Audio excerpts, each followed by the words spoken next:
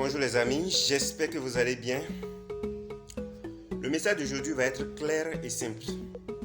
Je voudrais m'adresser aujourd'hui à tous ceux qui sont propriétaires de maisons, ceux qui ont des maisons et qui les ont mis en location, je voudrais m'adresser à eux.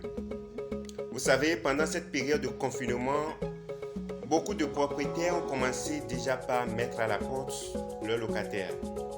Beaucoup de propriétaires ont déjà commencé par donner des ultimatums à leurs locataires.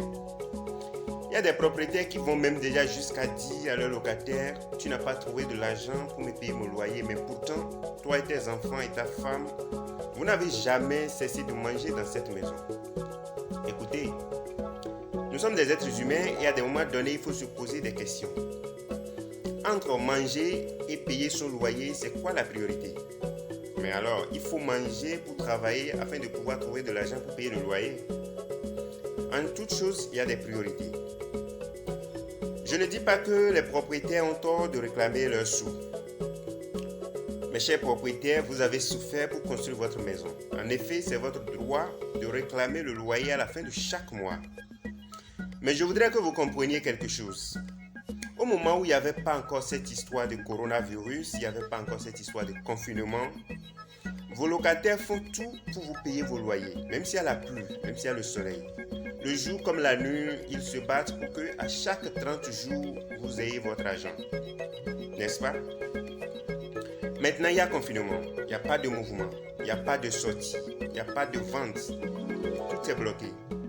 Comment est-ce que vous espérez que cette personne continue à vous payer votre loyer comme cela se doit? Comment est-ce que vous espérez que vos locataires vous paient vos loyers comme d'habitude?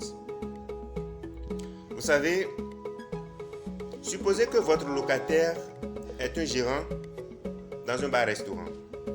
Supposez que votre locataire est un gérant dans une boîte de nuit, dans une buvette.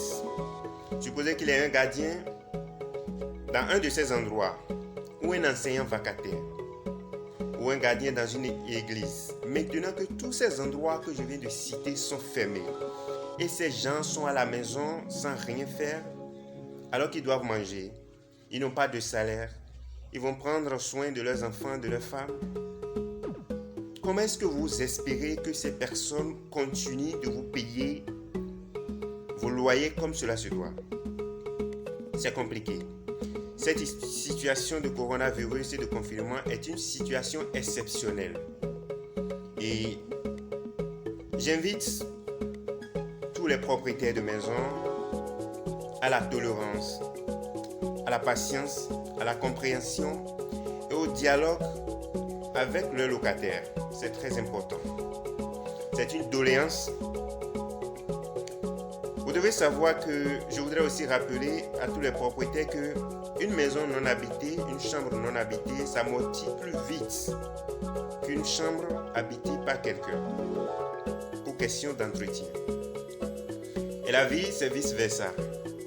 Votre locataire que vous foutez à la porte aujourd'hui avec sa femme et ses enfants, demain, il peut construire des maisons à étages et il va être propriétaire de vos enfants dans une autre ville. C'est comme ça la vie. Voilà le message que j'ai à partager avec vous. J'espère que vous avez aimé. Je vous invite à la tolérance, à la compréhension, à la négociation avec vos locataires. Mon nom est Mathias Tchagbe, votre frère. Je vous remercie. On se revoit dans la prochaine vidéo. Partagez la vidéo et abonnez-vous à ma chaîne YouTube et likez mes vidéos. On se revoit prochainement. Merci.